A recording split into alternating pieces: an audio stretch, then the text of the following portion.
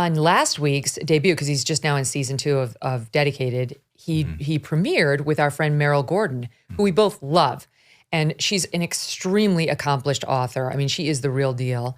And she made a bunch of news because she had some criticism for someone, even though I hate everybody in the mainstream media for the most part, we both like Anderson Cooper. I'm fond of Anderson. Yeah, he's a nice guy. But he did something in his new book that is a little questionable, and Meryl made some news on it. Yes, he cited her book 39 times. So they both wrote a book on the Astors. Meryl's was mainly on Brooke Astor, but she's 105 years old, so it covers 100 years of the Astor family. Right. Mrs.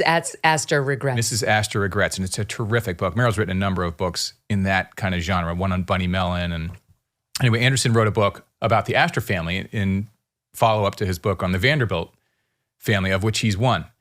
And in the book, he also has a co-writer. I can't remember her name, but he has a co-writer. And in Anderson's book, he cited Meryl's book 39 times in 31 pages, which is a lot to lean on one source. It's not plagiarism, but it's considered, as I heard somebody say, it's not honorable. Yeah. So nothing illegal about it. It's just kind of lazy.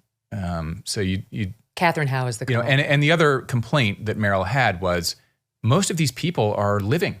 I mean, Anderson interviews people for a business. He ought to get out there and call them up and have the interviews himself and do some original research rather than completely rely on all of her. Many were personal anecdotes through her process of doing these interviews. She did 230 interviews, whereas apparently Anderson did 1. And so, you just don't want to rehash someone else's work. Right. It's one thing to sort of cite it a few times as like a definitive treatise, but it's quite another to just kind of copy it and keep citing it. And because the thing is, he's a lot more famous than Meryl.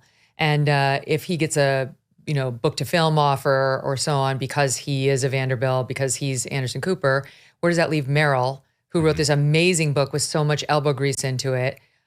She should definitely be recognized in some serious way. But in any event, she was rightly upset. Yeah, and Meryl is not a complainer. She is in no way. My God, I mean, for her to have even said that, I think it caught you by surprise. So in any event, Team Meryl. And by the way, her book too, Mrs. Astor Regrets, is a great read. I just listened to the audio on it because that's how I like to consume my books. Millions of Americans earn and use credit card rewards. A few big box retailers want to take those rewards away. What the? That's according to the Electronics Payment Coalition, a sponsor of today's episode.